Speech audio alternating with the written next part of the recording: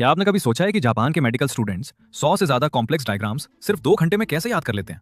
क्या आपने नोटिस किया है कि आप 8 से 10 घंटे पढ़ने के बाद भी एग्जाम में वही सवाल देखकर ब्लैंक हो जाते हैं? और सबसे शॉकिंग सवाल, क्या ज्यादा पढ़ाई करना ही आपकी सबसे बड़ी गलती है? रुको, क्योंकि जो आप अभी सुनने वाले हो वो आपकी पूरी स्टडी माइंडसेट को हिला देगा। जापान में मेडिकल स्टूडेंट्स घंटों पढ़ने पर भरोसा नहीं करते। वो एक ऐसा 4 फेज ब्रेन सिस्टम यूज करते हैं जो मैराथन स्टडी को फोकस्ड पावर बोर्स में बदल देता है। और मजेदार बात यह है, ये सिस्टम आपके दिमाग को ज्यादा काम नहीं, स्मार्ट काम करने पर मजबूर करता है। अब अपने लास्ट 8 घंटे के स्टडी सेशन के बारे में सोचो। सच सच बताना, एक हफ्ते बाद उसमें से कितना याद रहा? 20%, 10% या ऑलमोस्ट 0? यही वो पॉइंट है जहां MIT के एक रिसर्चर ने स्टूडेंट्स को शॉक कर दिया। उनकी स्टडी में पाया गया कि जो स्टूडेंट्स 8 घंटे लगातार पढ़ते हैं वो उन स्टूडेंट से कम रिटेन करते हैं जो सिर्फ 2 घंटे डीप फोकस से पढ़ते हैं। क्यों? क्योंकि आपका ब्रेन कोई डस्टबिन नहीं है जहां आप घंटों तक इंफॉर्मेशन डालते जाओ। जब आप लगातार पढ़ते रहते हो तो ब्रेन ओवरलोड हो जाता है और धीरे धीरे डिफेंस मोड में चला जाता है। मतलब आप पढ़ रहे हो लेकिन दिमाग सीख ही नहीं रहा। हार्वर्ड मेडिकल स्कूल की स्टडी बताती है कि 4 घंटे के बाद ब्रेन की अब्जॉर्प्शन कैपेसिटी 60% तक गिर जाती है। यानी आप टाइम दे रहे हो, एनर्जी दे रहे हो, लेकिन आउटपुट 0। अब एक और शॉकिंग फैक्ट सुनो, आपकी वर्किंग मेमोरी सिर्फ 7 ± 2 चीजें ही एक साथ संभाल सकती है। ये लिमिटेशन हर इंसान में होती है, चाहे आप टॉपर हो या एवरेज। अब सोचो, जब आप 40 पेज का चैप्टर बिना रुके पढ़ते हो तो आप लिटरली अपने ब्रेन की लिमिट एक्सीड कर रहे हो। यहीं पर आता है चंकिंग रूल। MIT के न्यूरो साइंटिस्ट ने प्रूव किया है कि जब इंफॉर्मेशन को छोटे छोटे मीनिंगफुल चंक्स में तोड़ा जाता है तो रिटेंशन 250% तक बढ़ सकता है, क्योंकि ब्रेन को रैंडम डेटा नहीं, पैटर्न्स पसंद है। अब एक सीन इमेजिन करो, 2 students, same chapter, same time. पहला स्टूडेंट बस हाईलाइट कर रहा है, दूसरा स्टूडेंट बुक बंद करता है और खुद को समझाने की कोशिश करता है। गेस क्या होगा? दूसरा स्टूडेंट एग्जाम में 3 गुना बेहतर परफॉर्म करेगा। क्यों?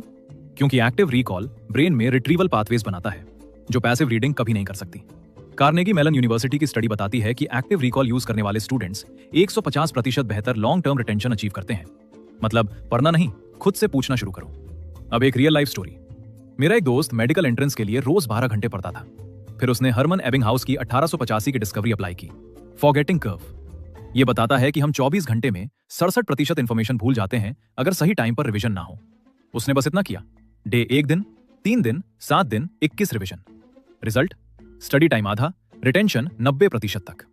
क्योंकि न्यूरोसाइंस कहता है कि ये इंटरवल्स ब्रेन में माइलिन शीथ को स्ट्रॉन्ग करते हैं, यानी कि नॉलेज टेम्परेरी नहीं, परमानेंट स्टोरेज में जाती है। अब एक और माइंड ब्लोइंग चीज, सक्सेसफुल स्टूडेंट्स एक साथ 3 या उससे ज्यादा सेंस यूज करते हैं। ये कोई कोइंसिडेंस नहीं है। एलन पाइवियो की ड्यूअल कोडिंग थ्योरी कहती है कि विजुअल और ऑडिटरी इंफॉर्मेशन अलग अलग चैनल्स में प्रोसेस होती है। मतलब डायग्राम बनाओ और जोर से समझाओ। स्टैनफोर्ड की रिसर्च बताती है कि ऐसे स्टूडेंट्स सिंगल सेंस लर्नर्स से 85% बेहतर परफॉर्म करते हैं। अब सोचो, रिचर्ड फाइनमैन को ग्रेट एक्सप्लेनर क्यों कहा जाता था? क्योंकि उनका रूल था, अगर आप किसी कॉन्सेप्ट को 12 साल के बच्चे को नहीं समझा सकते तो आप उसे समझे ही नहीं हो। मॉडर्न ट्विस्ट, अपने फोन में वॉइस नोट रिकॉर्ड करो जैसे किसी दोस्त को पढ़ा रहे हो। प्रिंसटन यूनिवर्सिटी की स्टडी बताती है कि जो स्टूडेंट्स कॉन्सेप्ट्स एक्सप्लेन करते हैं वो ट्रेडिशनल नोट्स वालों से 200% बेहतर क्रिटिकल थिंकिंग डेवलप करते हैं।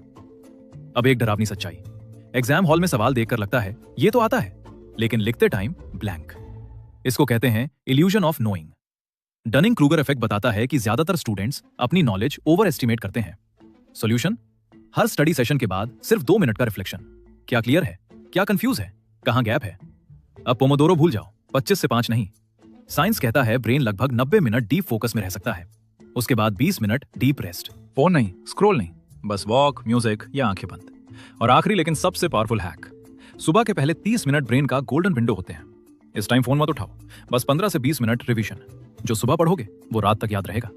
तो अब आपके पास है वही एविडेंस बेस्ड टेक्निक्स जो जापानी मेडिकल स्टूडेंट्स, MIT, हार्वर्ड और स्टैनफोर्ड के टॉप स्टूडेंट्स यूज करते हैं। लेकिन याद रखना, सब एक साथ मत करना। हर हफ्ते एक टेक्निक टेस्ट करो और अपने दिमाग को धीरे धीरे अपग्रेड करो। क्योंकि सिलेबस बड़ा है लेकिन स्मार्ट ब्रेन हमेशा छोटा रास्ता चुनता है।